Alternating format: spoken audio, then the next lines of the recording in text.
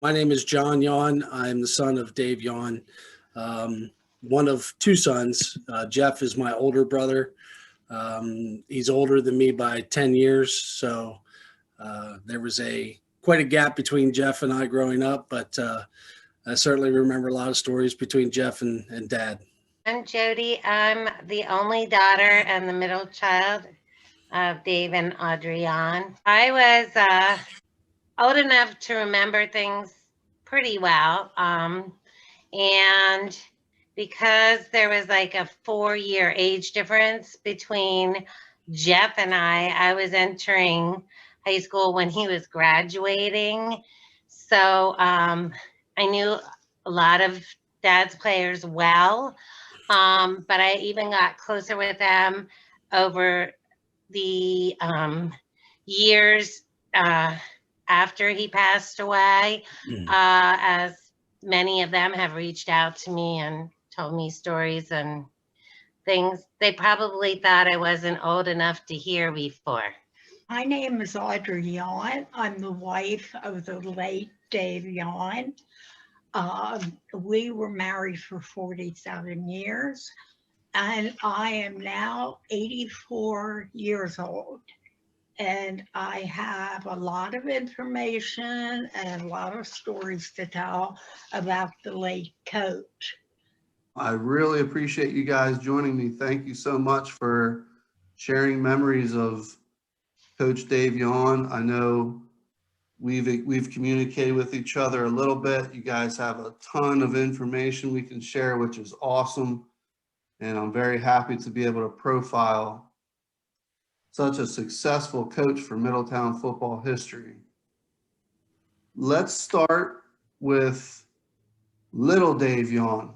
As far back as we can go, what do we know about his birth, his childhood, anything you can share about any of those years for Dave Yohn?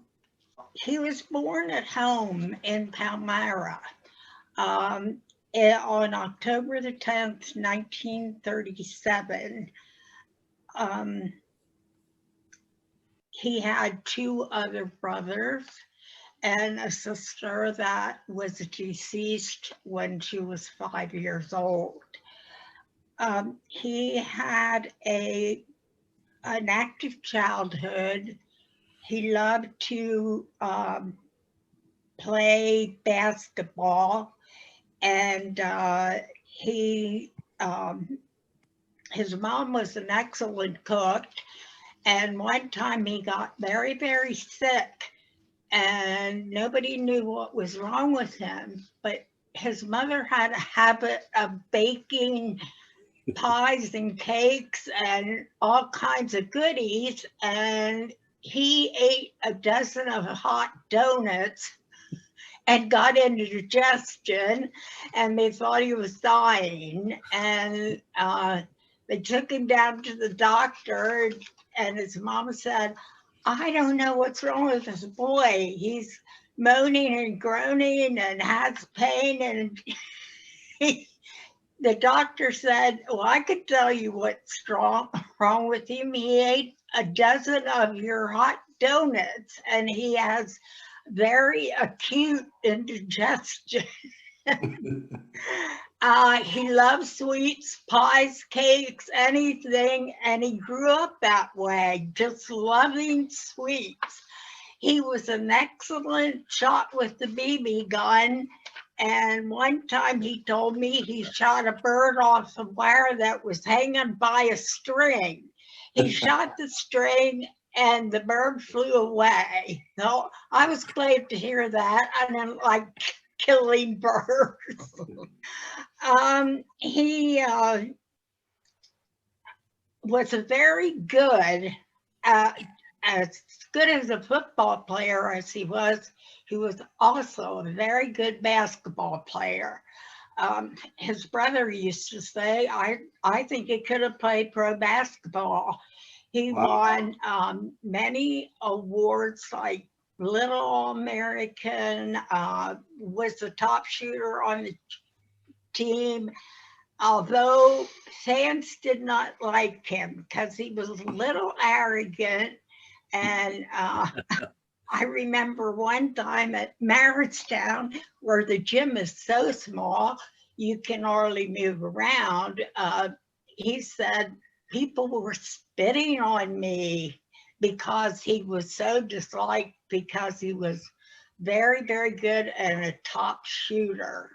Wow. He went to Palmer High School, and of course he was an excellent basketball player. He also was a good shot putter, and my grandkids also followed in his footsteps. I think he came in second in the state, but I have a grandson that is a state champ in shot put and discus. So I guess that's kind of in the genes. And a granddaughter. And I also have a granddaughter who came in second in the state in shot put and discus. So I'm sure that is a genetic thing. He also played varsity football when he was in 9th grade. He was on the varsity team. He played every position on the line: center, guard, and what else goes in there? Tackle. And he played He did it, yep. every position he played on the line. He was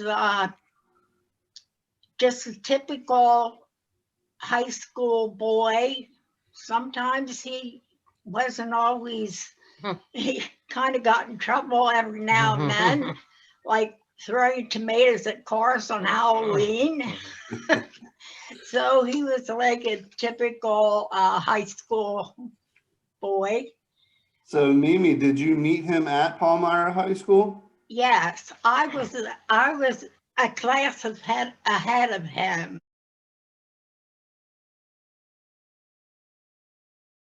I shouldn't tell you this, but I was going with one of his best friends. And he went in the Navy, and he was quite a few years older than me.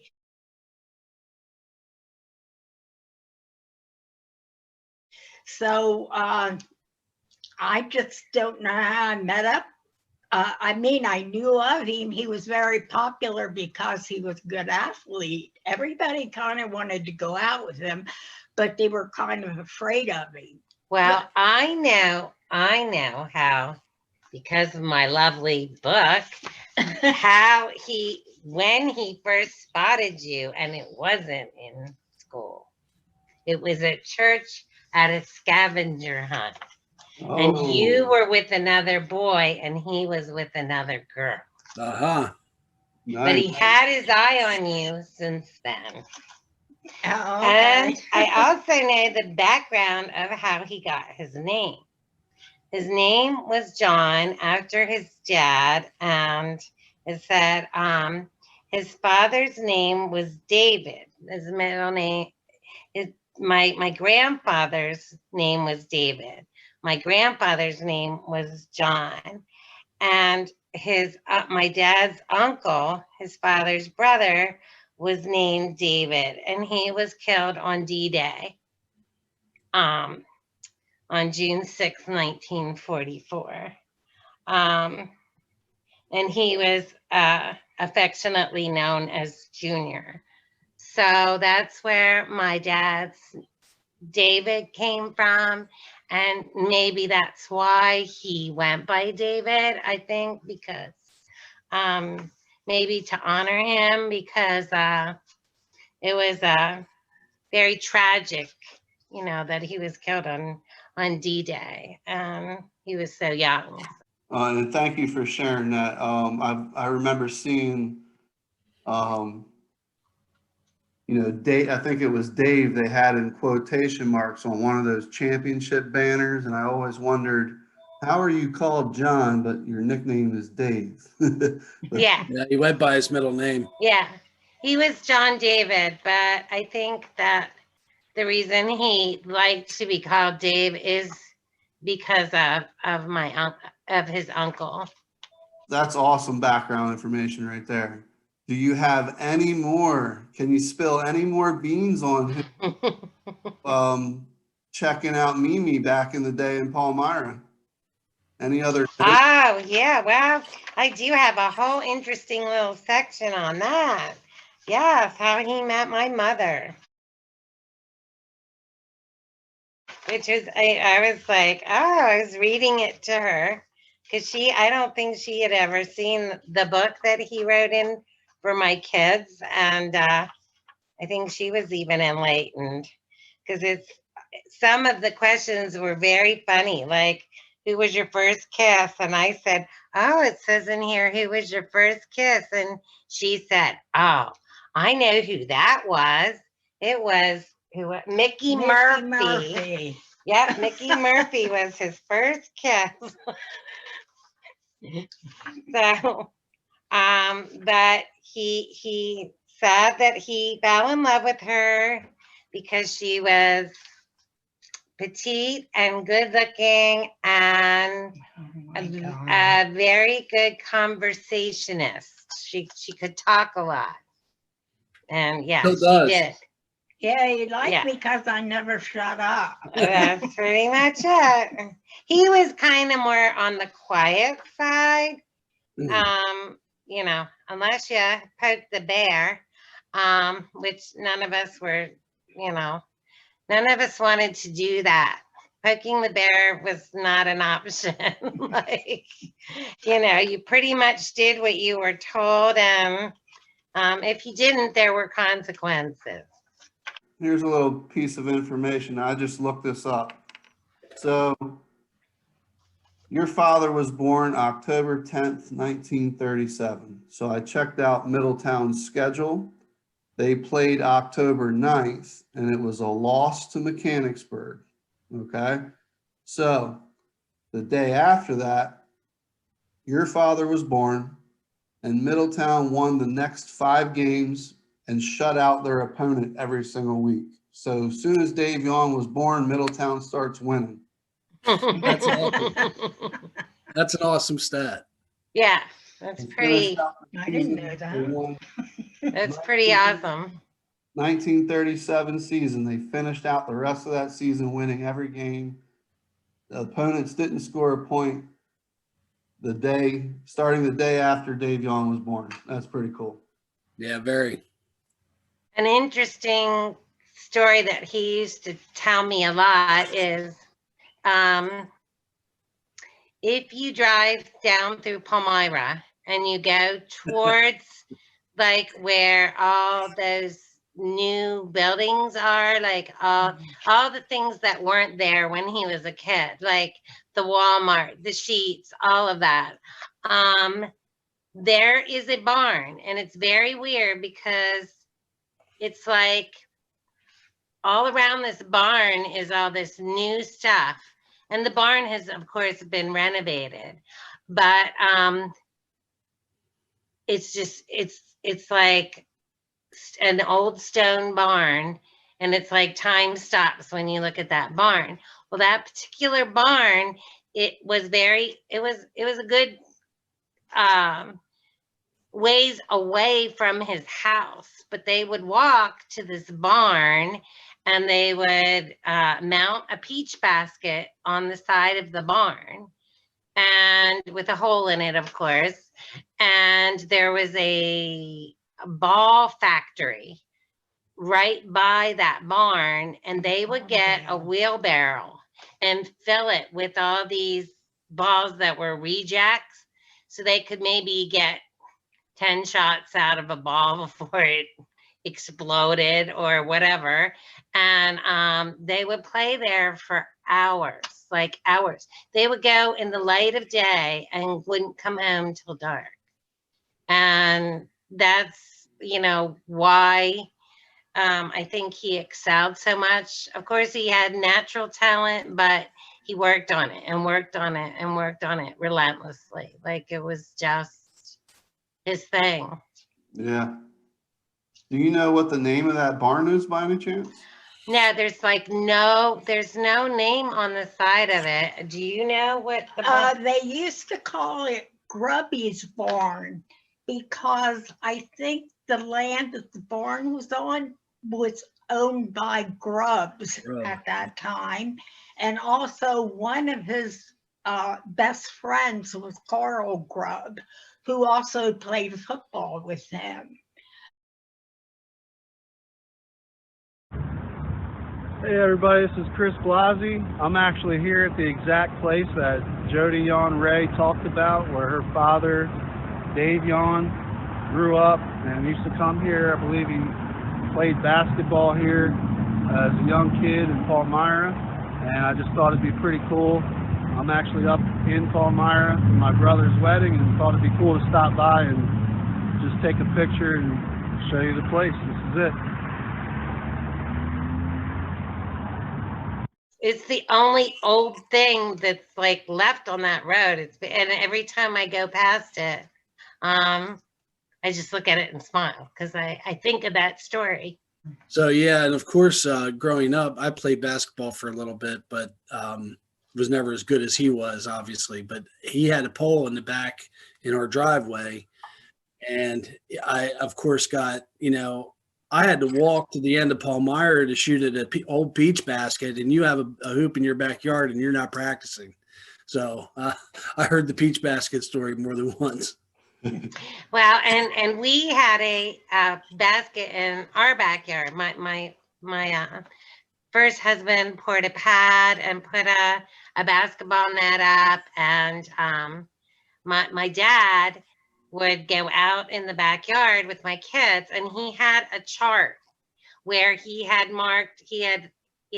made on paper charts, and he had points where they were supposed to shoot from. And then he would keep a record of their shooting. So he would go to the printer at the post office to print out copies of this. And one day my older son went with him, and the printer did not work. So my dad proceeded to pound on it, kick it, curse at it, and I guess he felt better then. And he went out to the car, and him and my son got in the car, and my son looked at him and goes, "Gee, Pap, I hope there wasn't a camera in there." And he goes, "Oh, shit, I never even thought of that." So yeah, that's a typical story of many of my dad with my kids. Like he was quite hilarious at times. So he's sounding more and more to me like the 100% stereotypical military guy that everything by the book, writes down everything, does that Oh yeah. Oh, yeah. perfectly. Absolutely. Okay. I think I know Dave Yohn now. Yeah. Yeah. I have stacks that I'm looking at that I pulled out of the attic, and some of the notes that are on there are just, incredibly detailed. He has a whole file folder of letters that he had wrote to the parents of the 1971 team, 75 team, I think. There's a couple other years that are in there. I just glanced at it real quick, but thanking them for their support. He was also one to give a lot of recognition where recognition was due, and he noticed that the parents were behind him, which I know he appreciated.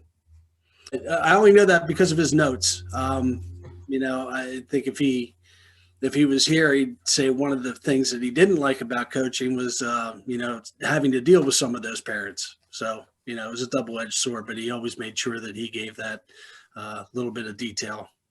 You grew up in Middletown, correct? Yes. Yes.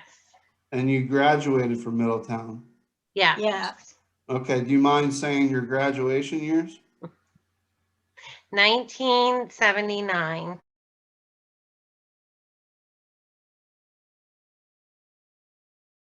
And I graduated in 1985. Mimi, do you remember your first date with Dave Yohn? My first date. I don't know if that's in here or not. I know it's not in there. I don't know. I know we all went to somebody's farmhouse, and I wasn't really with him. When we went there as just a group of kids, I guess, to have fun. But when I left the farmhouse, I left with him. So I guess that was a date. I don't know, but we started dating after that. So, because he was a year behind me in school,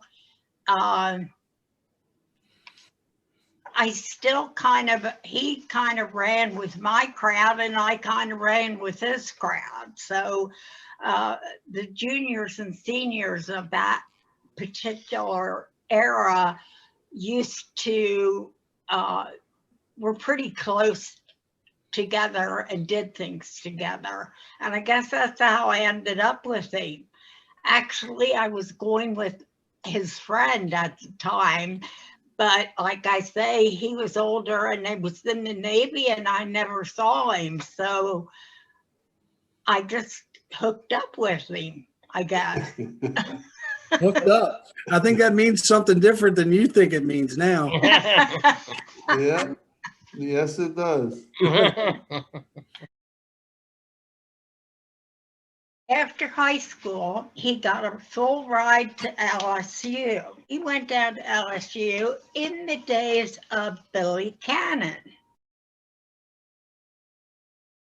He was not used to a big school, and I guess he didn't like it. He was the big wheel down in Palmyra, and when he got to LSU, of course, he was only a freshman. And he could have stayed there. He just didn't give himself a chance. I don't know if he was homesick or what, but he stopped at Wake Forest because they wanted him and got a full ride there. But he didn't want Wake Forest. He ended up in Gettysburg.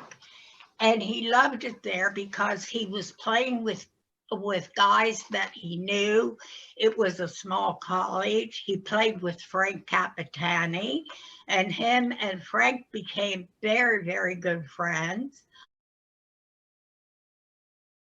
He stayed there at Gettysburg and did very well there. He won the Beecham Award. He got Little All-American. He has a bronze, they have a bronze face of him in the Hall of Fame there. He was very well known on campus, did a very good job at Gettysburg and got many awards. And I have a funny thing to say about in this book that he filled out for my children. One of the questions was a practical joke that was played on you, and he said that someone had called him and imitated Weeb Ewbank, the coach of the Baltimore Colts. And he was acting as if he wanted me to sign for them. And he said, the funny thing is that it actually happened later on when he was playing for the San Diego Marines. I had never known that before. Like, he didn't tell us that, but he wrote it in the book. I know he's at Gettysburg, winning awards, very successful, doing well. How does he end up going to the NFL? He went into college under Rhodesy. So he was an officer when he came out of there. When we went to, he went to Paris Island and did his training. And then we got orders to go to Quantico.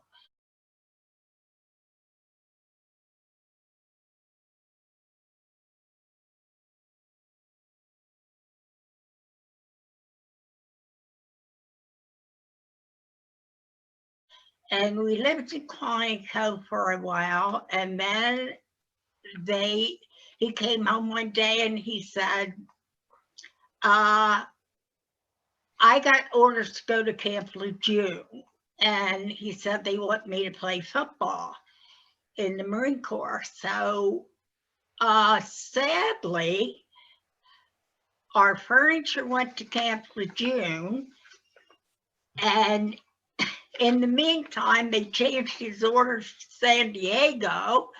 So our furniture went to Camp Lejeune and we went to San Diego. And I had a 4-year-old son then.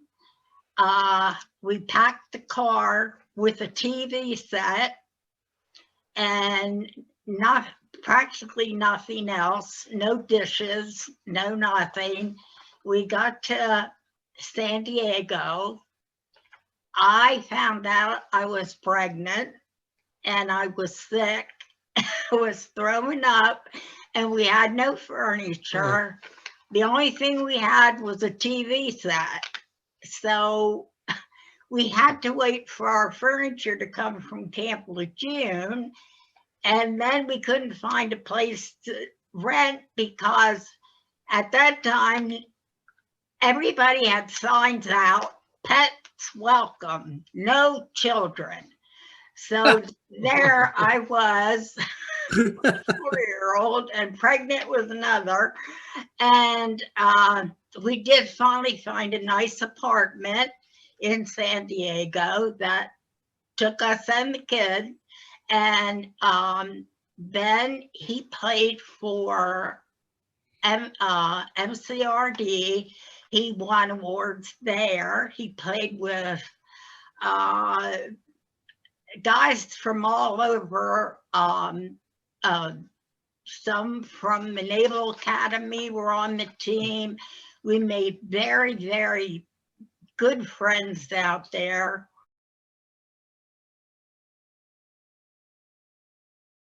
And he got a call from Baltimore Colts, and they wanted him to come up to San Francisco, and that's where he signed with the Colts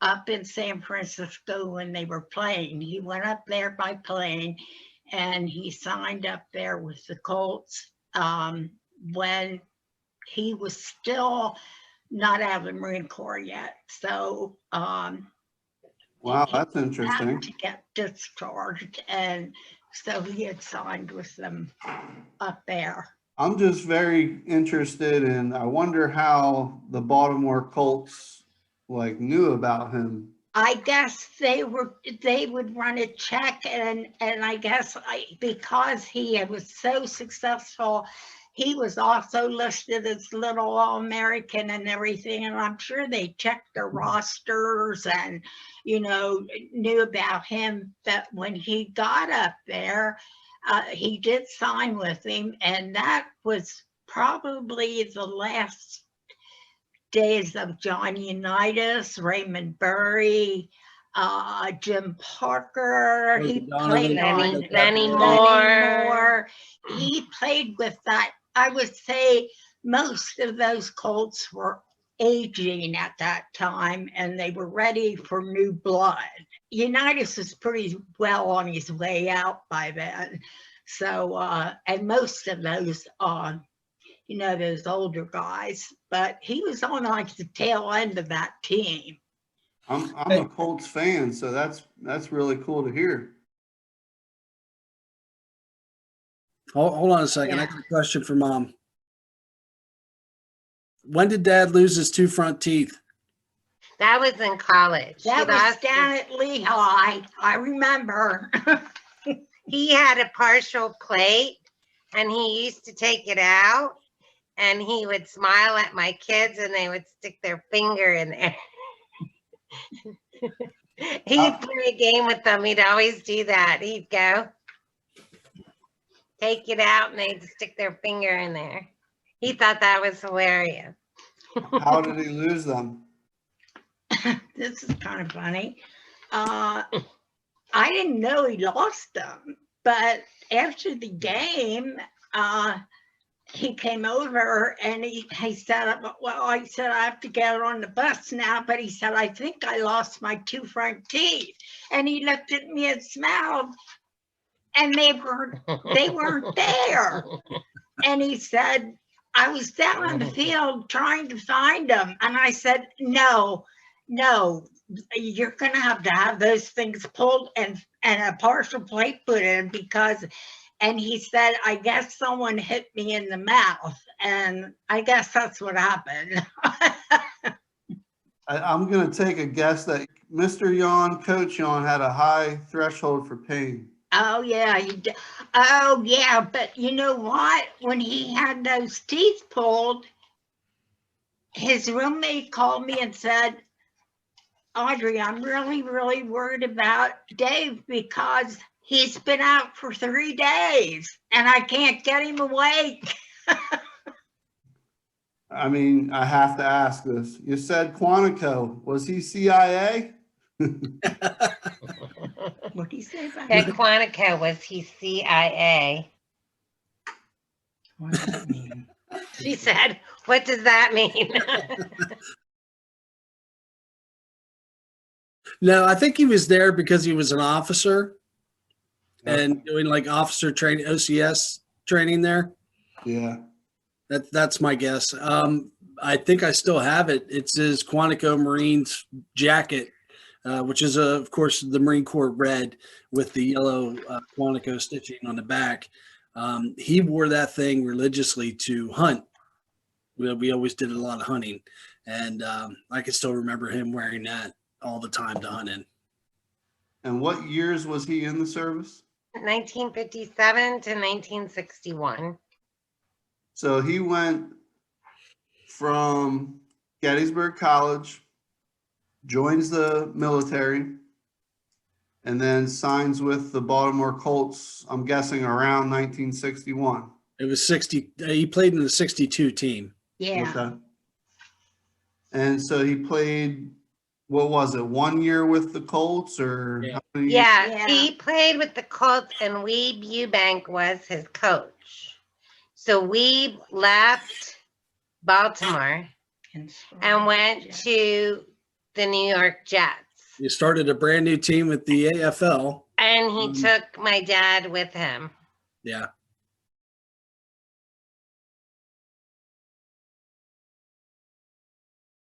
Well, actually, from the story that I got from Dad was, so they hired a new coach, Don Shula, and Shula actually called him into his office and said, "You're not tall enough," because Dad was 5'10" and a half. He said, "You're not tall enough to see over the lineman I'm going to be bringing in, so I'm going to have to cut you." And I guess Dad made a call to Weeb, and Weeb said, "Just come on up to New York." Yeah, he wasn't known for his height, but he was known for being quick and powerful in his tackling. Crisp, powerful tackles. So he plays 1 year with the Colts. Is it 1 year with the Jets? Yes. Okay, so I'm assuming living somewhere in the New York area, and then where do we go from there? How does Dave Yohn go from there to coming back to Middletown? He was with the Jets for 1 year, and then he had trouble with his sternum and his back. I guess it was from getting hit so many times. The sternum was cracked, and he was there. He left the year before Namath came. So, and Bake Turner was his roommate, and Don Meredith was on the team at the time also, and he came from Baltimore. So he came home and he went to Boiling Springs as an assistant football coach. And after that, Watchung Hills, New Jersey, we went there for a year.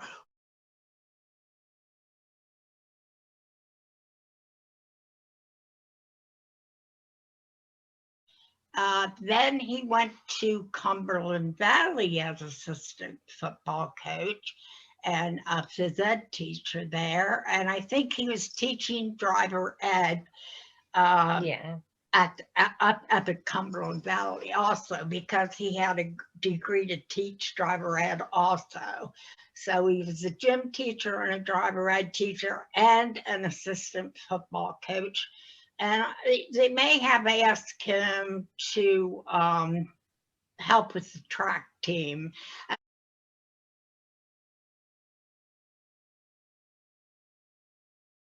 We moved quite a bit. And he also worked for a moving company in the off season, so he knew how to pack a moving truck, which was good. Maybe he should have delivered your things to San Diego. Maybe.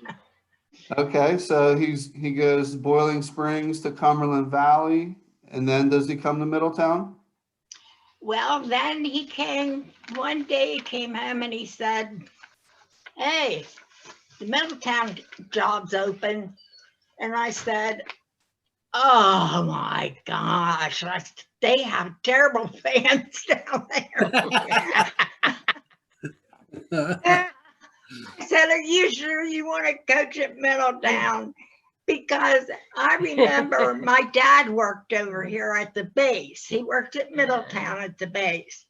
And he said, one time he came home and he said to my mom, I'm tired of driving back. We lived in Palmyra. He said, I'm tired of driving back and forth to Middletown. I think we'll move over there. And I was a junior in high school. And I said, I will never live in Middletown. And So how I long have said, you? well, he said, it's a head coaching job. I've been an assistant coach. He said, I think I could coach there. He said, they have tough kids there, kids that want to play. And he said, I'm going to apply for the job. I said, okay. We were living at Cedar Cliff at the time, right across from Cedar Cliff High School. And my kids, my son would have been ready to go to Cedar Cliff. He went to Lemoyne Junior High, my oldest son.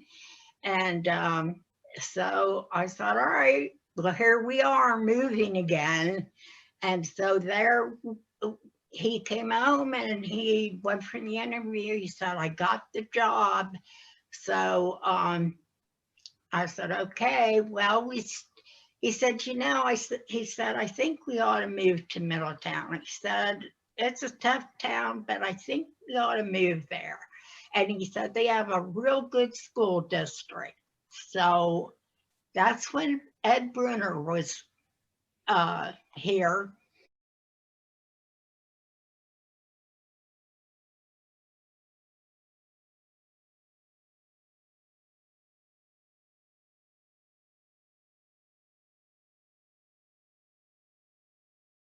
So I said, okay, here we go, packing up the moving truck again. And so we came down here and looked for a house and we couldn't find one. Nobody wanted to sell their house. No one wanted to live. They wanted, Middletown High School was very much in demand at that time. People wanted their kids to go to school here. Mhm. We couldn't find a house for sale, so we built one out in Lower Sweat-Howard Township. So that's how we got down here, and that's how we got to Middletown.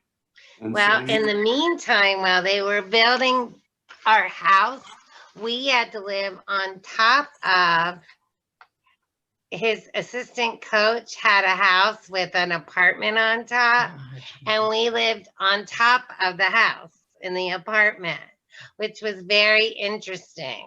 Oh, yeah. Because there was like a hole in the one wall, and John would make paper airplanes and throw them down into Zoe's closet, and he'd write "Hi Zoe" on them. She'd open her closet, Zoe Edwards, and all these paper airplanes would fall out with little messages on them from John. But let me tell you how the hole got there. Oh, So Oh no.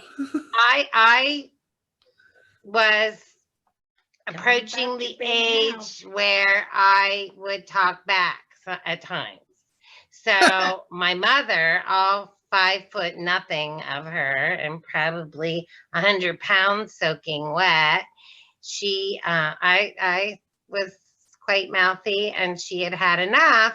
She picked me up and by my shoulders and threw me into the wall. And there I sat in the wall. So when I got out of the wall, this wasn't my father that did that. This was her. There is all there where my behind was. And that was the hole that John used to throw his paper airplanes through. It was a giant hole. No. Picture yourself in an apartment with 3 kids and a dog, and your husband's a football coach, and he's hardly ever home. So I was about losing my mind. And one night I packed my suitcase and I said, "That's it. I've had it. I can't take it anymore." And we had a little balcony upstairs, and for some reason I went up there and threw the suitcase out in the tree. Because you got in an argument with I Dad. guess I got in an argument with my husband, and my pantyhose were hanging in the tree for a week because nobody could get up there and get them down. We could have made a sitcom out of this whole thing. Till we found a house, I was about to lose my mind. Till you built the house. Till we built the house, yeah. So how long were you in that apartment? Oh, God. It seemed like forever. Yeah, it seemed like forever. Every day I'd go out to the house and see if they did anything more on it, and thinking where. How long did it take? I don't know. It didn't. I guess now that I look back on it, it didn't take them that long to do it, but to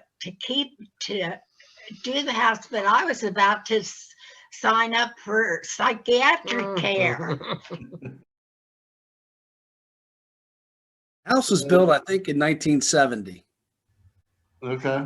Yeah, so probably about maybe 6 months Yeah. for the house. From till you pick out everything and everything, probably about 6 months. And John, I believe you still live in Middletown, is that correct? I was fortunate enough to actually purchase the house that they built. I live in that childhood home today. So my address hasn't changed much, very much through my life, but I love it. And is that's in Lower Swadera? Yeah. Does Mimi still live in Middletown, or? She lives in Royalton. I'm a river rat. And Jody, you're in Susquehanna Township, is that right? No, I'm in Middletown too. Oh, okay. I work at Susquehanna Township School District, but I live in Middletown. All my kids went to Middletown. From kindergarten to graduation, they all went through the school system. And same as me, my 2 kids also from kindergarten on up. My wife is a 5th grade teacher at Kunkel Elementary, where her and I both attended. So we kind of bleed blue and gold here. Yeah, that's a Well, my Middletown. pretty strong legacy there coming from Paul Meyer, but you guys really planted roots in Middletown there. Yeah. And you also have the entire area covered. You got Lower Swadera, Middletown, Borough, and Royalton. Yeah. Now he's head coach of Middletown football. He was the coach from 68 to 75. He had a 71, 13, and 2 record, which is just astronomical. He had some of the best teams in Middletown football history, 3 undefeated regular seasons, 5 Capital Area Conference championships. He never had a losing record. So just a whole bunch of success Is there anything, I guess I'll start with Mimi. Anything that sticks out like as a memory or anything you want to share just in general about his whole coaching years with Middletown football? Well, I need to tell you this. He was a perfectionist. He would sit for hours working on plays before a game, very intense. You could ask him, you could talk to him, but he really wasn't there, you know. He was a chain smoker. He'd say to me, go down, buy me some cigarettes. And I'd say, you're going to get cancer. You have to stop this. Well, I need smoke. So he would smoke one on top of the other while he was working on these football plays. We would go out to dinner. He would grab a napkin and he'd start diagramming plays on the napkin. Little circles and arrows. And then he'd say to me, now look, I think this will work. And he'd show me where that arrow went in between these circles and said, see, this comes around here like this and this and this and there and in there, touchdown. He said, do you see that? I said, yeah, I see it. But I didn't know what it meant. But I said, it looks good to me.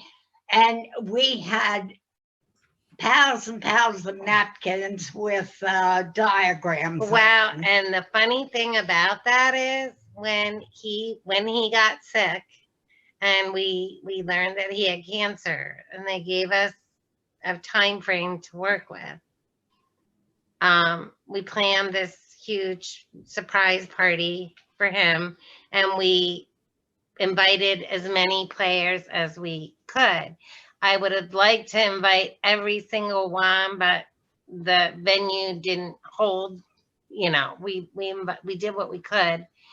And by the cake, there was napkins, and we took his playbook and we drew plays on all of those napkins.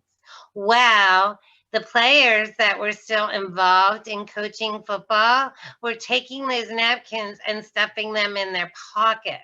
So by the end of the evening, we didn't have any napkins left, but it wasn't because people were using the napkins. It was because people were stealing the napkins for the plays that were on them. You know, we should have sold them and we could have funded the party with it. Yeah, right. Well, I've had coaches, I've had Gump make them over to my house after Dave retired from coaching and said, hey, Dave, can I have your playbook?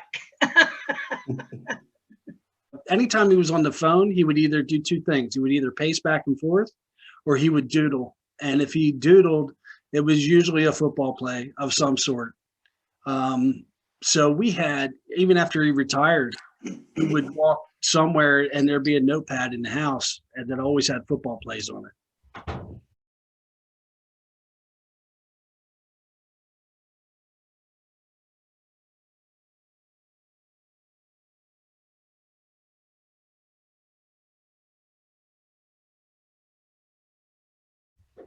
So he was living it and breathing it. He definitely ate, drank, and slept football without 100%. So I have an idea, Mimi. Mimi, this year for the 2021 season, Middletown is currently hiring a head football coach. So I think with all of your experience with the napkins, you are qualified to coach the team. If you want an application, we will get it to you. Hey, she's tough. She'll throw you through a wall if you talk back. That's right. All right, let's talk. We'll get a little bit more specific of his Middletown years. Was he teaching physical education at the school?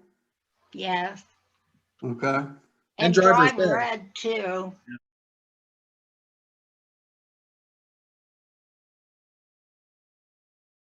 So what was Dave Yohn like on a game day?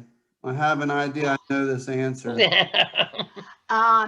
Well, I can tell you what, and maybe people in town don't particularly, I know they don't know this, but it might be nice to know what it's like to be married to a football coach, because some of these women that are planning to marry one might get some hints. Particularly, this was the eve of a football game,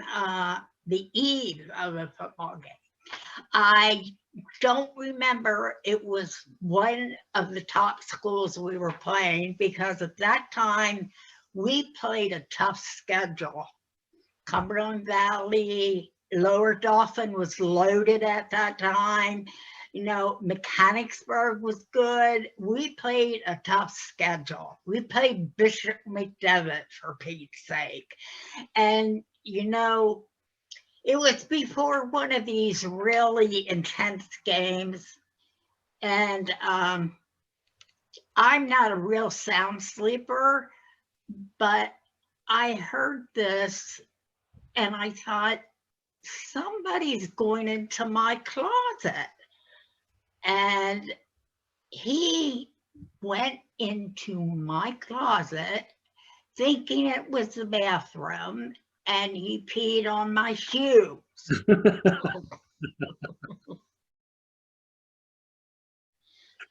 He would be really upset if he knew you were telling that story.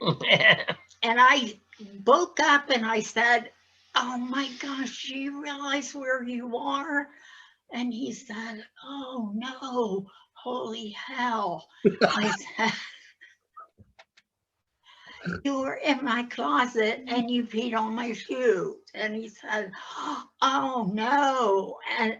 But that's how he would get so intense. And the day of the game, you couldn't, you know, all you could say to him was good luck. You know, you didn't want to tie him up with anything. Don't come and say you're having trouble with something at that particular moment, because his mind was particularly on the game.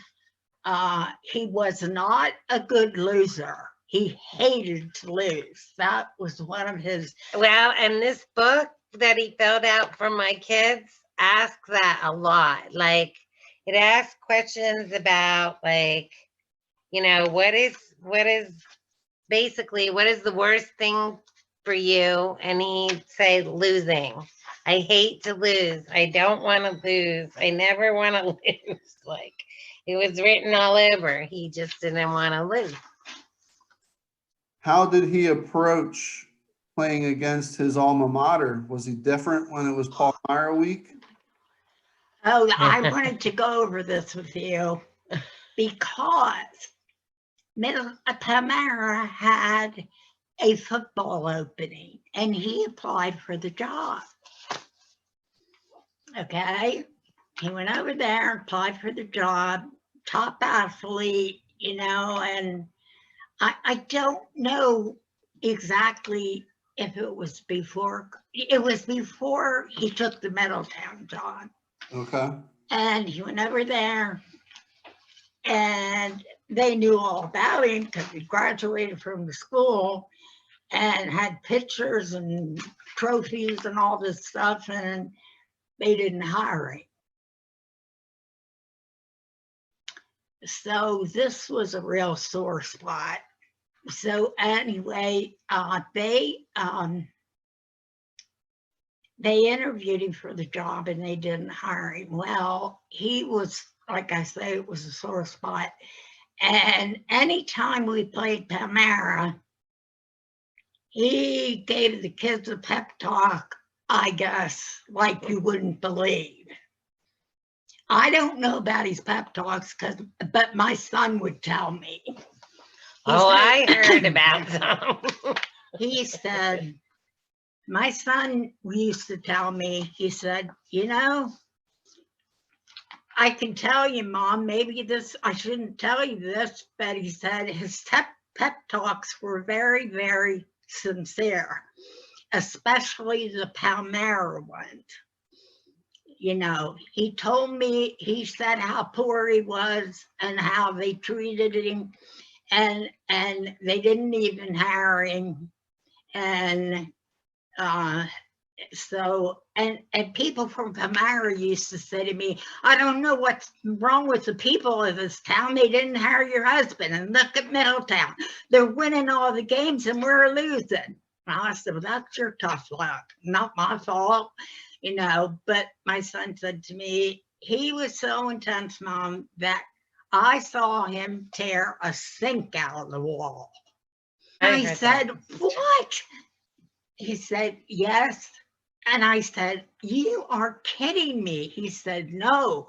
He said, I don't know which game it was. It was Anvil. It was Anvil. No, this was at Middletown. Yes, we played Anvil Well, at Middletown, oh. and we were losing at halftime. Oh, we were losing. No, we were winning. We were winning, but it wasn't by much. It was just by a little margin. So they went into the field house at, I heard this story from many a player. We went into the field house at halftime, and he was so upset because, you know, he was afraid they were going to lose. So he grabbed a hold of the sink and he ripped it right out of the wall.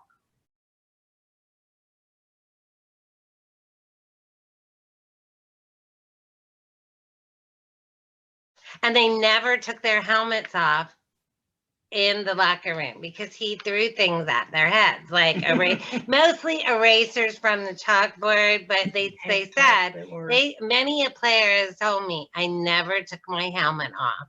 So I used to hunt a lot with Jeff, and Jeff would say the same thing. He would throw, you know, the athletic tape, the white tape that they taped themselves up with. He would throw those and flatten them out against the wall, so everybody knew not to take their helmets off. Jeff told me that he gave one of his best speeches that Jeff remembered was a Father's Day speech. He doesn't remember what game it was or why it was that. Maybe it was a Palmyra game, who knows? But he started it off with, you know, you ask your dad for money and he reaches in and it might be his last $3 that he has in his pocket, but he's going to give it to you. And he continued on with that theme and on with that theme. Jeff goes, they must have thought that we were nuts. We come out of the locker room, tears streaming out our eyes, ready to just kill somebody. But that was the way he motivated you. He had a way of, he wasn't just preparing them to play football. He was preparing them for war. Some of his notes are written that way. So, yeah, exactly what they're talking about. Jeff was very adamant with his speeches. Pregame speeches were definitely on point. So did Jeff play for your dad? Yes. What years did he play? He graduated in 75. Yes. So he played all 4 years for my dad. He graduated in 1975. I might come back to that here in a second, but I just checked out Coach Yohn and Middletown's record against Palmyra during his years. So this is interesting. He actually lost to Palmyra his first year and then never lost them again. No. Pretty sure he took that personally and made that, you know, that was like a must win every year.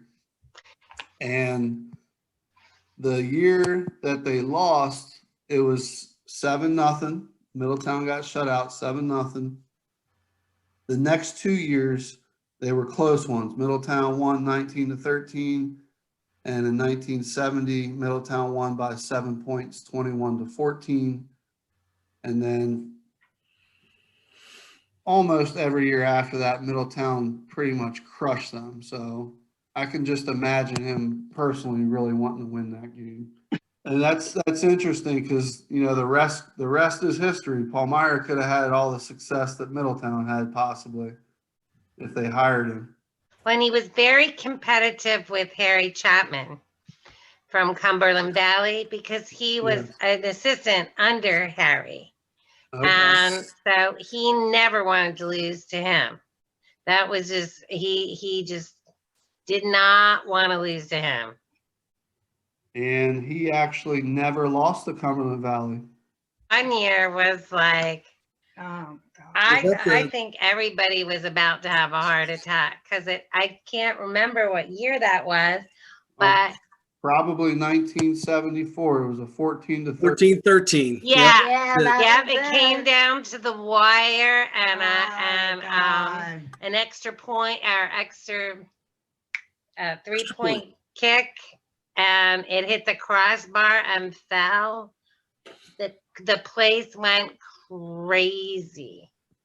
You couldn't even get into that game. If I remember the article, there were a lot of people at that game. Yeah, you couldn't. My brother-in-law couldn't even get in.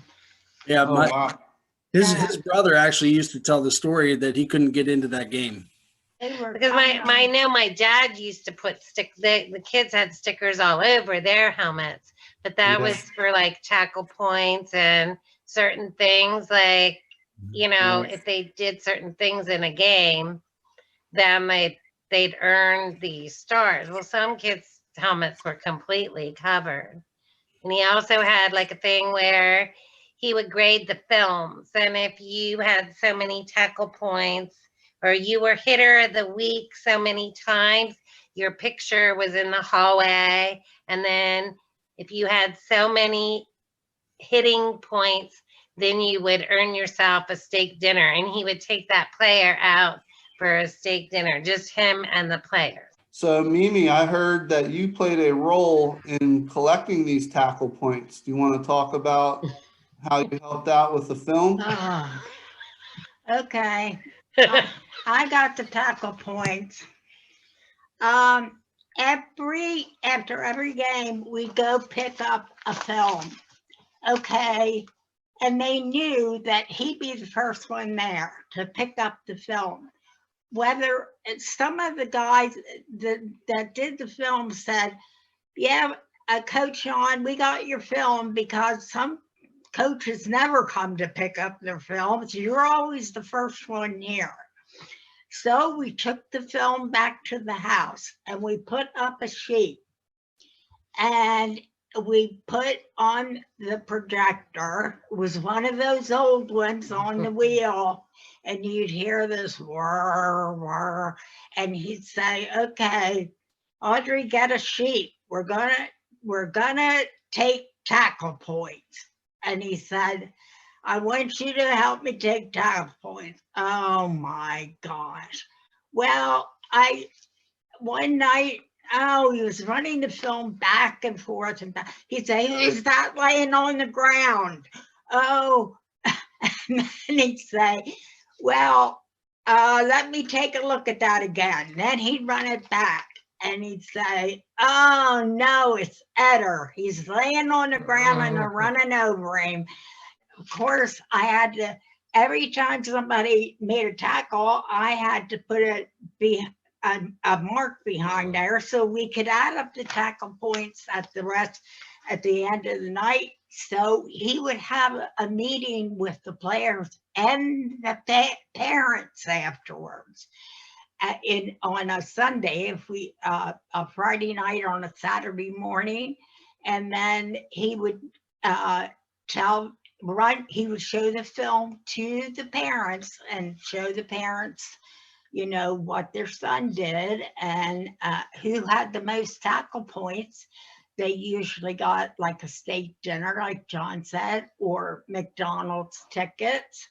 And but he would tell the parents and show the parents, here's where your son made a mistake, or here's what we did here, and this is why we made this touchdown.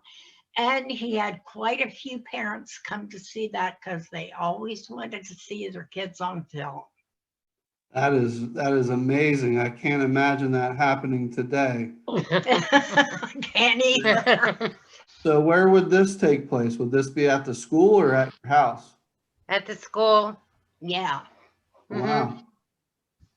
That's very interesting. So would that happen a lot with parents? That day and age, yes, the parents were always interested. And he had parents, he used to have parents like coming out to watch practice. And he'd say, I hate to tell you this, but you're not welcome here. He said, he's your son at home. He's mine here.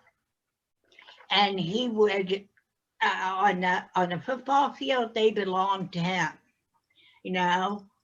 and it wasn't that he was unsympathetic or he wanted the kids to, he had a lot of respect and he respected the kids, he also had a way of coaching that you could not do today. He used to say to me after he quit coaching, he'd say to me, I'm sure I could coach again, but he said I'd have to go about it a different way. Yeah. Because he said I can't do that now, so I know that he had good teams, but sometimes you look at those teams and you look at like Cumberland Valley, you look at Carlisle, and those players were huge. We didn't have big kids, but we had kids that had heart. We had kids that wanted to win for the coach. They didn't want to make mistakes, but they could hold their heads up high because he taught them a lot. Kids have come to me and said, I went into the service, and the service, what we had to do in the service wasn't as tough as what your husband had on the football field. They were prepared, they were ready. For life, not just for the playing field, but for life. And I've had many players send me text messages and private messages on Facebook that brought tears to my eyes because I never realized just what a difference he made in so many lives, not just ours as children, but as in the men that he coached and mentored. And some kids weren't even players that I've got messages from, just kids that he taught and cared about. So yeah. So to expand on that, what Mom was saying earlier, kids going into the service afterwards and saying, what they did in the service wasn't near as physical as what they did in high school football. It's because Dad actually had a Marine Corps calisthenic program, and I found it in the pile of stuff that he would run them through basically Marine Corps calisthenics and basically put them through basic training as a Marine just to be a football player. And I think that made the difference. They always said his teams were fourth quarter teams. They were always more in shape. They always had more heart, more drive. And that's what really got them through a lot of tough games. A lot of his notes he referenced Abe Lincoln a lot because Abe Lincoln had a lot of, hardship in his life. He came up dirt poor. He got told no more than he got told yes. He was denied being this political office or that political office, but kept trying and persevered through that. And a lot of his speeches and motivational speeches for his pregame included Abe Lincoln's stories. So he definitely prepared you in more ways than one. you know, we're talking somewhat about the culture. You know, obviously the students and the players, they bought in. They were very successful under him. They had to buy in order to just probably be on the team, to be honest. Mhm. But I'm interested in if Mimi remembers anything from Coach's first year, because I'd like to get some type of input, if we could, on any struggle or any type of early memories of his first year in trying to build that culture. Did the kids buy in right away? Was there resistance because this is a new guy coming from Palmyra? What was that? Is there any memories with what that was like? The first year would be the 1968, 1969 team. Mm-hmm. He had good players on that. He was following, the coach was Harding, I believe. I believe, first of all, first year he walked into the locker room, he came home and he said to me, "Oh, what a mess." He said there were shoes, cleats, mud everywhere. Nobody cleaned anything up, and he's meticulous, okay? First of all, he had the players that were coming in clean up the locker room. That was their first. And they didn't know what this coach was going to be like, I guess, you know, and he probably had a different style. He had some big players on that team. They shouldn't have lost the games that they lost, but I just think it was like a transition. They weren't used to probably his way of coaching, and maybe he was more hard ass than the other coach. I don't know, but I know it was difficult because he didn't have a losing season, but he had a season. He knowing him, he expected a better season, and being in Middletown. But the guys that were coming up after him, of course, the next team, I guess, that would be 69. That would be 70, 71, right? And they were undefeated. That was 69 season, class of 1970. Yeah. Well, the next team was altogether different. And I don't know, I think he felt more relaxed because it was the first, and he didn't really know the players or anything. And he was so involved, like going back to the discipline, he had told the players, if any of you step in line in class, the teacher will tell me, and I want to see you down here in my office. And the teachers loved him because he kept the kids in line. You know, he might have some really bad actors in there, but they always knew to be good in the class while they were teaching, you know. And so his first year, I don't think he did bad, but it was just transition and getting new, you know, them getting used to him. And I think he had a lot of seniors on that team too. So it wasn't a bad year, but knowing he didn't like to lose, in other words. What was Coach Yohn like after a win? Was he a little bit more relaxed and loose? Oh, he was talkative. That's when the napkins came out with the diagrams on. And we'd always go out for a beer if we won. Well, if we lost, we went out for a beer too, but it wasn't as nice. Was he superstitious at all? I don't think he was superstitious. He didn't, not that I know of. I could see him being more of military, unprepared type. Yeah. Yeah. Yeah. Yeah. He put a lot of faith in the preparation before the game, and then let the game happen. I don't think he had like his favorite shirt or anything that he wore. I never knew him to be a superstitious person that way. No, but he definitely had referee preferences. I know that. Oh, And referees that he didn't care for, don't get because me I heard started. their names over and over and over again as a kid.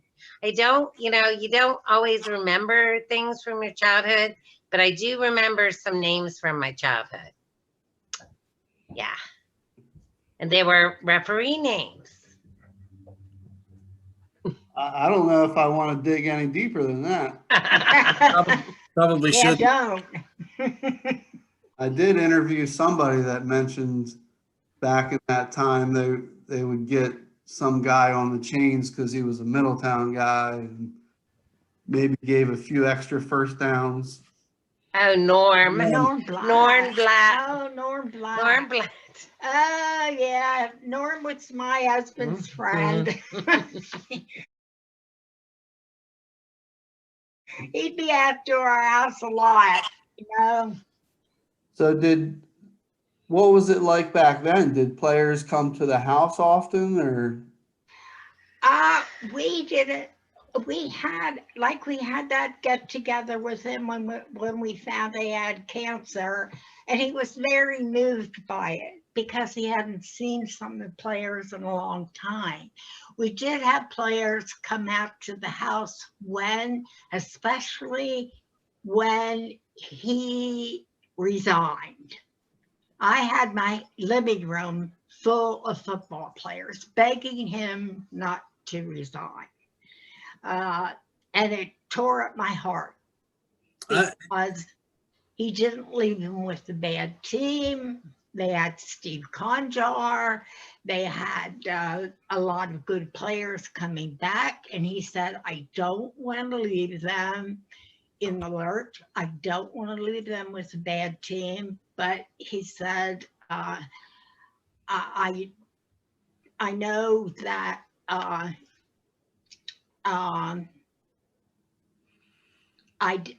he said, he felt bad. And I said, are you sure you're doing the right thing here? Because your heart and soul is in football. He knew everything about the game. He knew the offense. He knew the defense. And one of the reasons why, too, because he played every position on the line, but he was good with the backfield, with the quarterback. He studied the game. And it came natural to him.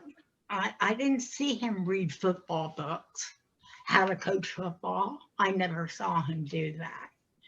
There was no athletes in his family. His dad and mother weren't. They were from Perry County. They weren't athletic, neither one of them. And his brothers played sports, but I don't know where he had a lot of drive. And everything, he was like a perfectionist.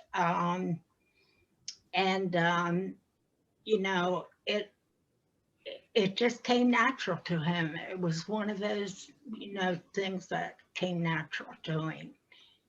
Let's come back to that retirement decision. Can you just talk a little bit more about maybe when he first started thinking about it and what the whole thought process was?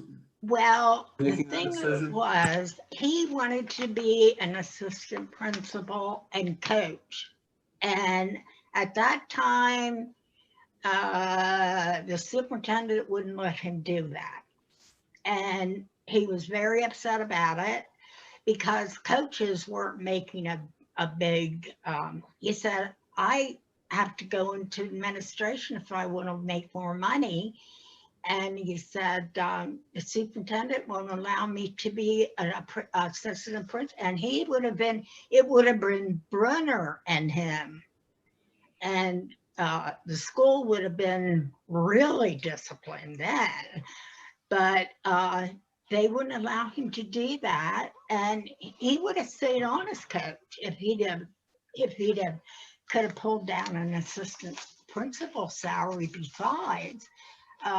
So that's when he got his principal certificate and decided he wanted to be his principal, but his heart wasn't in it.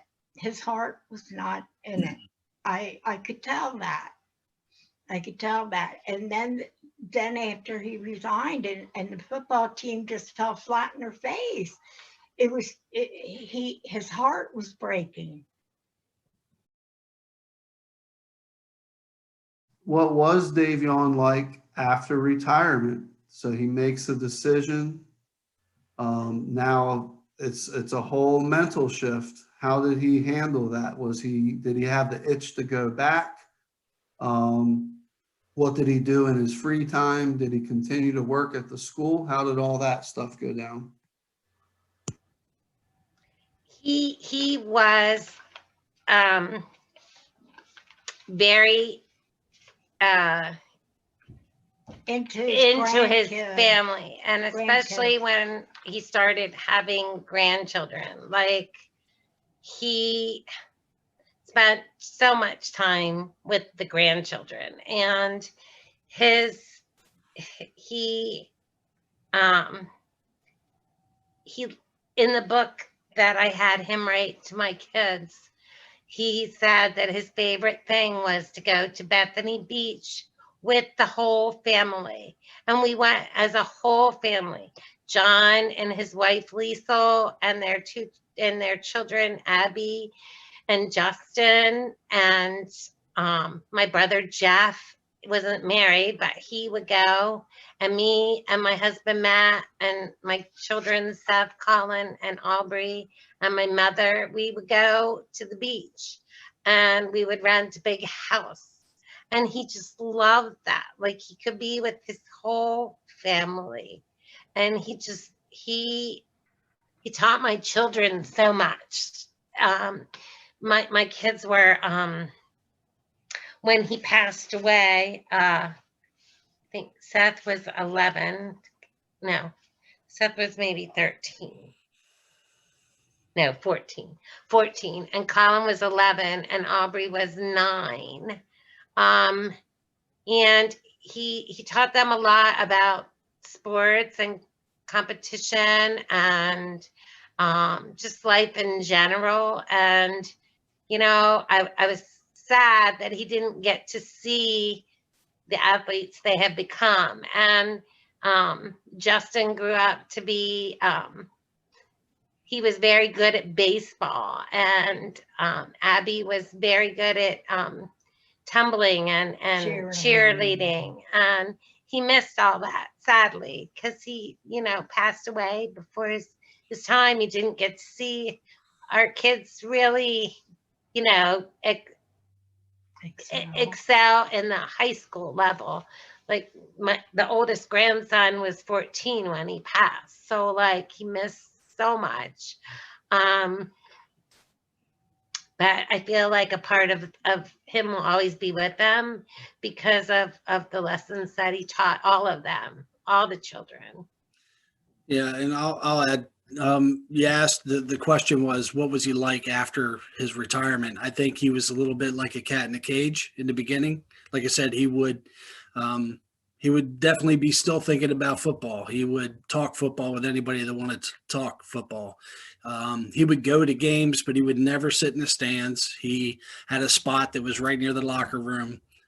He would like to watch the players come in and go out, come on and off the field, judge what they were going through, what their character was, how they were handling winning or losing, whatever they were doing. Once that kind of died down, as Jody and Mom said, he was totally into family. We had a lot of fun together, but he did kind of a 180, and he became this big softy, a big teddy bear, especially with the grandkids. But even other people's children, if they got to interact with him, he would treat them just as as you would any other child as his own, and just really started to enjoy the time away from football. He had time to go hunting. He took me hunting a lot. That was one of the things that we did a lot. So, yeah. how do you want Middletown to remember Coach Dave Yohn? Right in the town. Yeah, I don't think I want him to just be remembered as a football coach, because he was so much more than that. He was, I think I get my intensity for what I do from him, because I'm in the education field as well. And I think oftentimes when I'm working with my kids, that I hope that I can leave them with what some of what my dad has left with students that he has had. I work with autistic children, so it's different, but it's the same. And I think that just I want them to know that he truly cared about his students, and he wanted them to be successful in life, and he gave them tools to do so. And he had a tough love, but it worked. Like today, it's all about, oh, you get a trophy if you participate in this, and you get a trophy for that. And, he wanted them to earn that trophy. And there was a reason for it, because when you are thrown into life throws you things that you aren't prepared for. For example, I had a very tragic thing happen to me when my first husband died very, very suddenly, and very unexpectedly. And we were away from home when it happened. And I honestly don't think I could have had the stamina to come through that without being his daughter. Like, he taught me so much about how to get through a hard time. And he taught his grandchildren that. Like, when he was sick, I'll never forget this as long as I live. He was very, very sick. And he would come here and he would watch my kids play. And at the time, Colin, my middle son, was playing for Boys Cup. He was a pony. And my dad said to me, go get a duffel bag and fill it with laundry. And I filled this duffel bag with laundry, and I brought it to him, and he held it. And he was, weak at the time because he had cancer. And he said to Colin, he held it up and he said, now hit it.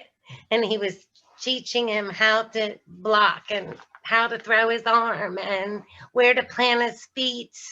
And, Colin almost knocked him on his butt once, which would have never happened when he was at his full strength. But he kept doing it because he was teaching him, and he was, I'll just never forget that sight. Like, and that's what I want people to remember. Thank you for sharing that. John, do you want to add something? Yeah, sure. You could probably sum him up real quick if you just say firm but fair, but that's not really giving him the credit that he's honestly due. I said before, he wasn't preparing these kids, just for football. He was preparing them for life, and I think Jody said the same thing. And then if you ask many a football player that had him, they would agree to that statement. He was a student of the game. He was an instructor of the game. He never claimed to be a master, but I think we all know that he was. And I do want to take a few seconds to thank you guys for your contributions. I know you've given some game film for us to try to update and salvage, and hopefully have that for historical purposes. So thank you guys for that. All right, so I'm going to read this. This is from Eddie Conjar. And he did give us permission to use this in here. I think this is a very good story to share. I apologize, it is a little bit long, so please bear with me. Growing up in the 70s was a pretty crazy time. It wasn't unusual to see the principal or vice principal of Middletown High School have someone jacked up against the locker at any time during the day. If you were a long-haired guy, shame on you. They hated the long hairs. I was always a bit of a rebel, but I tried to not draw attention to myself by playing sports and adhering to the rules. But that wasn't always an easy thing for me to do. Most of my friends had long hair, and when you are told by a coach or a principal that you shouldn't be hanging around with them because you're an athlete, well, that always kind of rubbed me the wrong way. In my junior year during football season, I started to let my hair grow along with another player. Coach Yohn would periodically check to see if it protruded out of your helmet in the back. The rule was it had to be above the ears and above or even with your helmet in the back. If it wasn't, you ran punts after practice and it was brutal.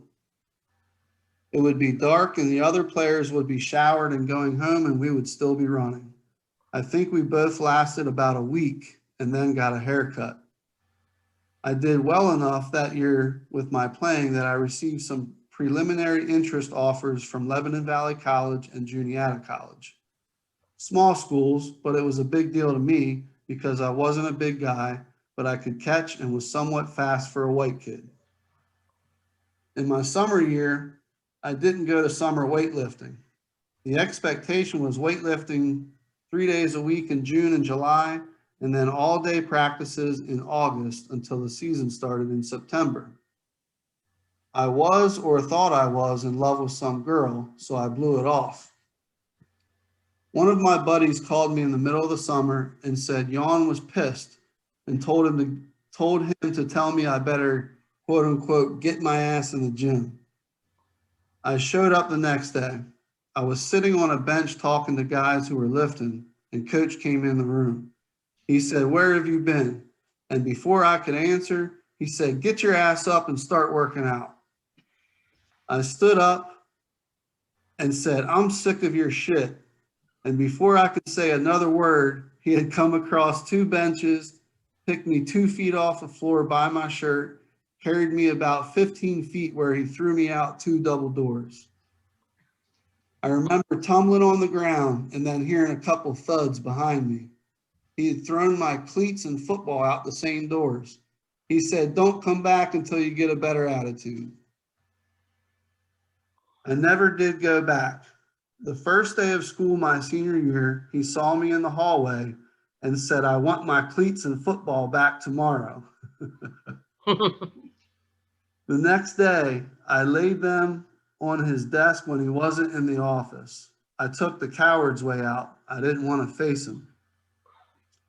I wondered for a lot of years after that how different my life would have been if that incident hadn't happened. Maybe I could have been a college football player and had a different career path with a college degree instead of a high school diploma. Who knows? What I did do was party a lot, hang out in nightclubs, get in fights, and a whole lot of other stupid stuff. Went from job to job, moved in with a girl in Mount Joy for a while, moved back to Middletown, and lived with my sister and finally straightened my shit out. More than 25 years after laying those cleats and football on Coach's desk, my brother George called and said Coach wanted to see me and my brothers at his home, the same home he had lived in when I was in school. Georgie said he was dying from cancer and wanted to talk to us. I have to be honest, I hated him for years. At least I thought I did. I initially said no, and George said, "Stop being a dick. Stevie and I will see you there." When the day came, I rode my Harley and followed my brothers in their car. I was really nervous, not knowing what he would say. Just a whole lot of thoughts going through my mind and on the ride to his home. His wife answered the door and we went in. He was sitting in a chair and got up and shook our hands, and my brothers just started talking about the old football days, and I didn't say anything. I just listened and watched. He was frail, not the man I had been afraid of for all those years. And the longer I sat there and listened, the less angry I became. It wasn't him I had hated all those years. It was myself. I had screwed up and acted like an ass and blamed him. It was the coward's way out again. When we left an hour or so later, he looked at me and said, "Don't rev that thing up like you did when you got here. I have neighbors." That was the old coach I knew. He wasn't asking me, he was telling me. And when I started my bike, I looked at him up on that porch and started revving the engine up and took off up the street. I looked back and he was shaking his head, but he was smiling. I was still a wise ass, but I respected him and he knew it. We had made our peace with each other at that moment. That was the last time I saw him alive. He died a few months later.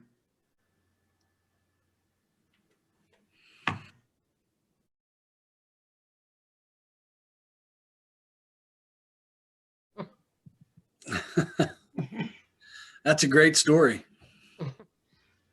It is. And Ed tells me, he said, there's two people that made a lasting impression in my life, two men, your dad and my dad. And Steve tells me the same thing when I talk to Steve. So yeah. I know how Ed was. My husband came in one night and said, "We have a problem." And I said, "What's that?" And he said, "Ed and Jeff got into a fight." And he said, "Jeff punched Ed in the mouth and knocked his tooth out." And I guess he went to see Mrs. Conjar, my husband, and he said, "Mrs. Conjar, I'm very sorry about Ed's tooth." But he said he was mouthing off, and Jeff punched him in the mouth, and he said, "I'm sorry, it was my son." And she said, "That's okay. I know how Ed can be." But Ed has turned out to be quite a guy. I love to hear his things on Facebook. He writes some of the nicest stuff you would never know, never in a million years. And I do remember the motorcycle trip where he sat in my living room, him and Steve and George. And what a wonderful tribute for them to come out and see my husband when he was sick with cancer. I know he appreciated it. And I think about that many times, about the Conjar boys coming out and seeing him when he was sick. He really did appreciate that. I guarantee you he knew that Eddie was going to rev his motorcycle over the hill. So yeah, he may have said don't do it, but he knew darn well Eddie was going to do it. May have even wanted him to do it just for that. He wanted to hear it. I wouldn't doubt that. And I just got together with Ed in the summer, and he still, he brought that story up again, and just like, great. It's great, the impressions that he left and the memories that he left in people's minds. So. And I think part of the reason I like that story as well is because, well, first of all, like me personally, I can kind of relate to it. And I'm sure many other people can, but it's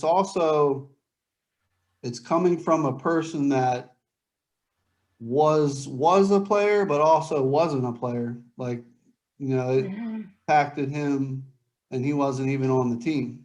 So I think that says a lot about the presence and, who your father was and what he was about. This is my most uncomfortable question. I don't like asking this, but I don't know. If you want to share anything about his passing, you can. I apologize for even asking. You don't have to say anything if you don't want to. But no, I would be glad to talk to you about that.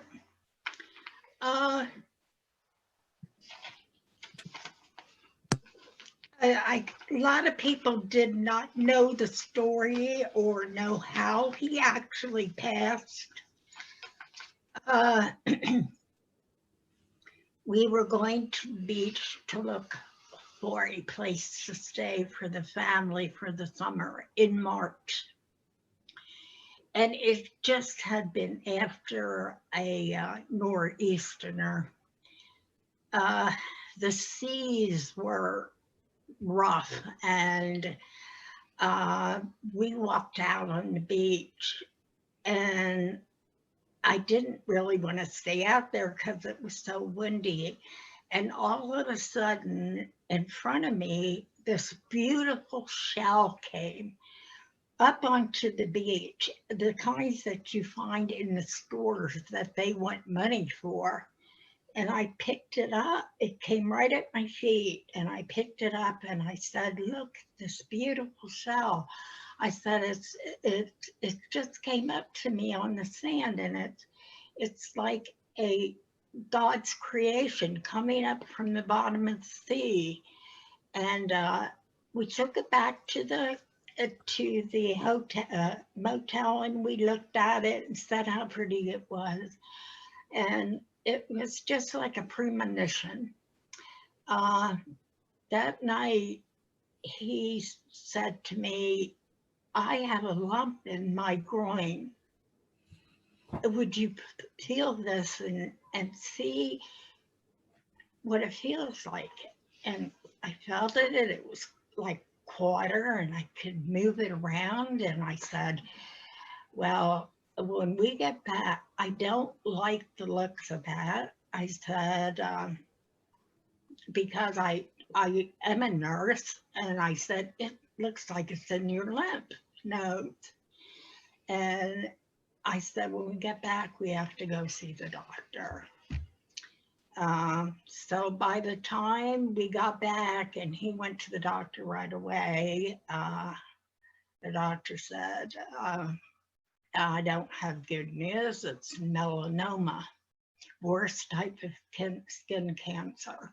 You have to understand, my husband was fair, blonde, blue-eyed, was out in the sun a lot.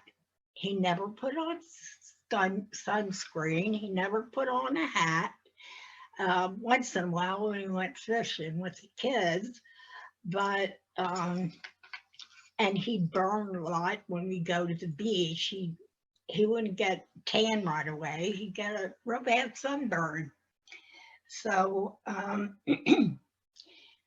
by the time we got him diagnosed, it was in the lymph nodes. And this is why I'm an advocate of putting on sun lotion, not staying out in the sun too long, not, when you're at the beach, cover up, especially if you're fair and blue-eyed, or, I'm always, and checking the kids for moles. I always checked John for moles all the time. And because it is hereditary, and I've kind of become an advocate of that. By the time we discovered it, it had gone through the lymph system. And we were fortunate because he was taking treatment, but he was taking interferon, and he couldn't take the treatments. He just went down on the sofa and lost a tremendous amount of weight. So he said to me, he said, I think the treatments are really rough on me. I don't think I'm going to take the treatments anymore. And I said, I will respect your decision. He was so sick. I didn't want to see him that sick and suffer. So actually for 2 years, he was pretty good, at least a year and a half without taking the treatment. He could eat good, eat what he wanted and everything else. And I'm kind of glad he did that, because at least, we could see that he had a good year and a half that he could do things with the grandkids, and he seemed his normal self. But because I guess he didn't take the full treatment and it just traveled through his body, It was in most of his organs, and luckily he didn't suffer, except the day that he went into the hospital when they had to put him on a morphine drip. And then we just were there when all of us, when he passed away. But I didn't want him to suffer. That was my main thing. If he would have had to suffer any further, I wouldn't have wanted it. So I was glad he could go at least in a coma and go at peace. But he lived a great life. He did a lot of wonderful things. He was one of the most, he taught me a lot of football. I didn't know anything about football when I married him. And then looking at those napkins, I don't know, I might apply for the coaching job. You never know. And I've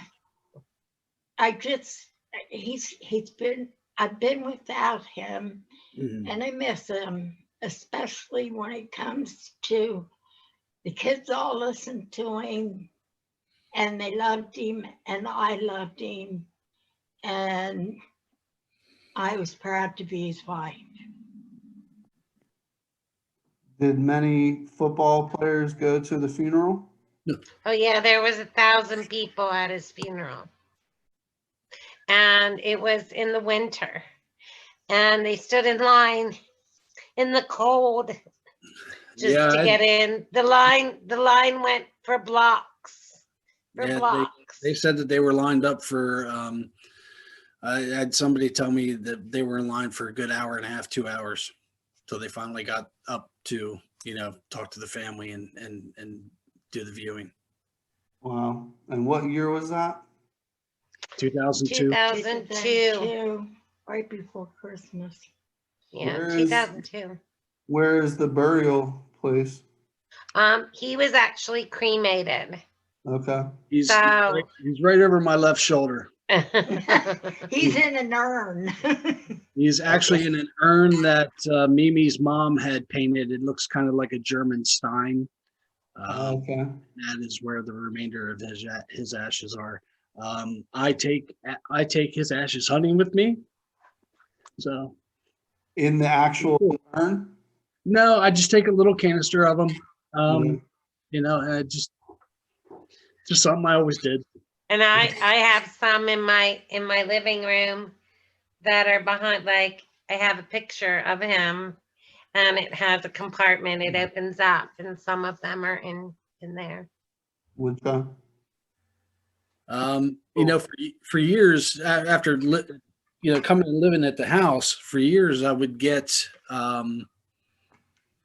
requests from other people, whether they were just trying to get autographs to complete a set or whatever, but they would usually write a handwritten note for, whatever.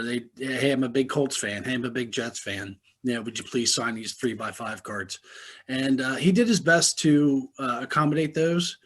So after I bought the house, and my name is his name, so I still continued to receive those requests. And what I would do was print out the Jets number 57 and print that out, and I would send it to him. And a lot of people really appreciated that and sent it, and even sent me letters back. That picture, I remember when that picture was signed, he was signing a bunch of them. He worked as a vice principal down at Yorkville Tech, and it was him and Bob Feller was the other guy. And they were down there at a table signing autographs for people. And he signed a stack of them. And don't you know, I went to visit a customer of mine a couple of years back, and I mentioned that he's a big Colts fan. And I mentioned my dad played on the team. After the meeting, I was in my car, and the customer comes out and knocks on the window and says, "Hey, you're never going to believe this, but I went on eBay, and your dad has a photograph out there. You can actually purchase it on eBay." And I went, huh. So I got back into his office and he pulled it up and showed it to me. And I had to buy my dad's autographed picture for $25 off of eBay because I didn't actually have one. So it was nice to have one of them. And I've since bought another one. So I do have two of them. And then I made copies for all the grandkids and stuff like that. So all the grandkids have a copy of it. And an interesting side note to that is both my boys, when they played football, they both wore number 57. That was their number.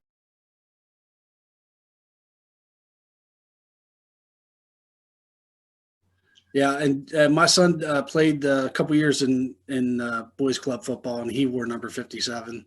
When he played for travel team for baseball, he wore number 57. So we always did that as a nice little tribute to the man that built us. Well, is there anything else you would like to share with the community, the followers of our Facebook page about Dave Yohn as a coach, as a person, husband, father, anything else you want to share? He loved the home he made in Middletown. He loved the people of the town. He always spoke highly of this place. I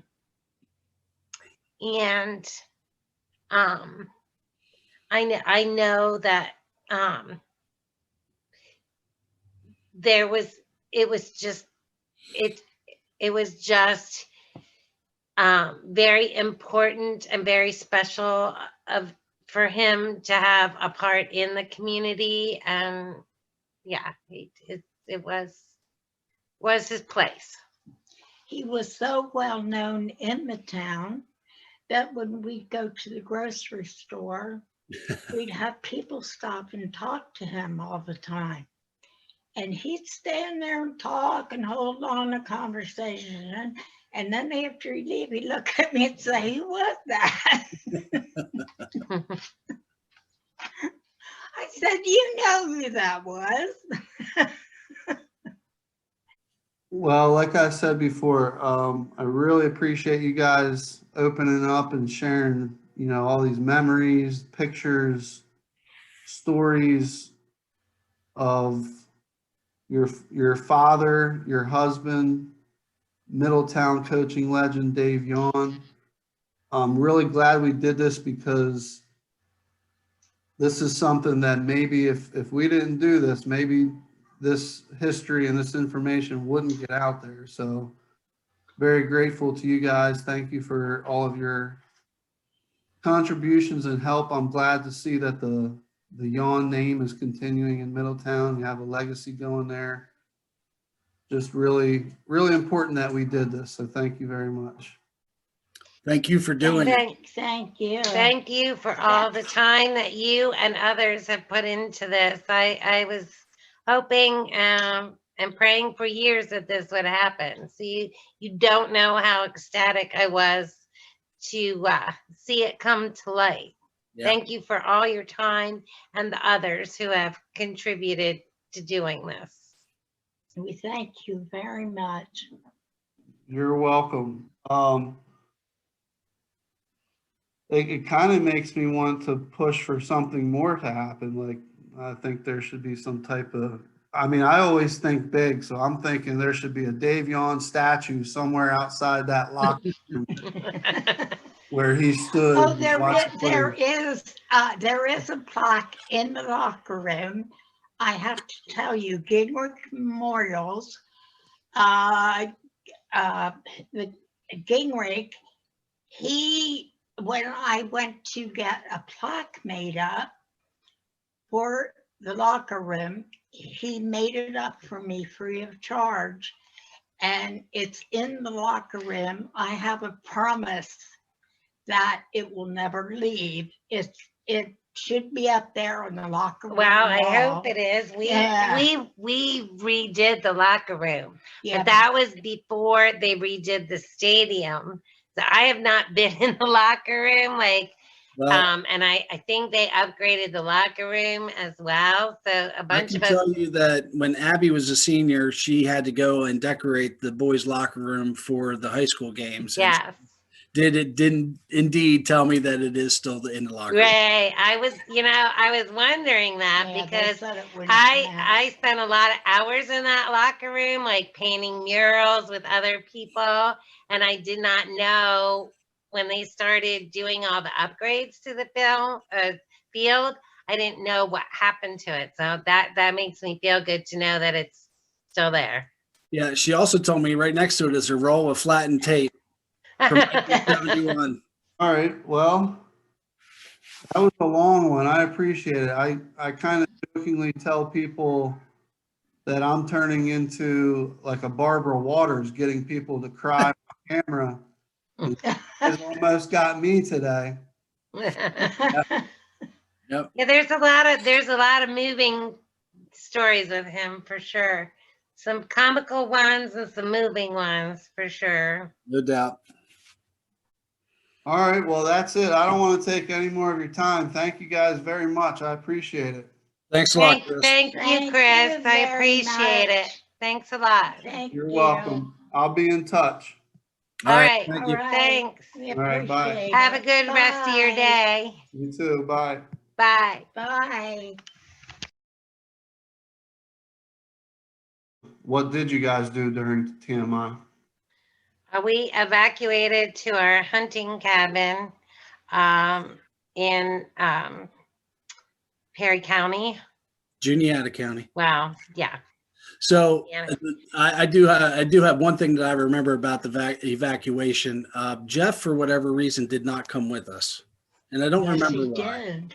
Yes, That's he did. wrong. I- He was on his way home from Camp Lejeune. Oh, that's why. Camp Pendleton, Lejeune. He had just graduated from the Marine Corps. Yeah, that's what it was. He wasn't okay. Now I remember. And Okay, so we had a little Volkswagen, a little blue Volkswagen. We crowded into that, all of us, Yep. including the cat cat. and the dog, that's exactly where I and was going. drove up to. For some reason, my dad loved little cars. His shoulders were as broad as the Volkswagen, but he had to have a little car. Don't get it. Never got it. 100% gas mileage. He was all about getting the Oh, most yes, gallon yeah. out of the vehicle, making sure your tires were inflated, and He him and his used- brother would debate on who had the best gas mileage in their Volkswagen Beetle. Oh, well, he had my kids trained with that. He used to drive down the road and my kids would yell out gas prices because he had them trained to do that. Like, and they'd be, yelling out the gas price. Hey, Pap, gas is, whatever, $1, whatever. And so he had them, trained on that real well, the gas price And thing. he'd also drive from Middletown to Palmyra and get gas because gas was cheaper cheap. over there. Yeah. Oh, he probably wasted, think about the gas you use getting Right. from here to there, but that didn't matter. He was going to get that cheap gas, doggone it. I know several other people that are like that today. Yeah. When Billy Cannon was down there, Billy was on a big wheel down at LSU on the football team. Now, he didn't care for LSU. I don't know why. What are you doing, woman? Big school. You might want to restart this story, Chris.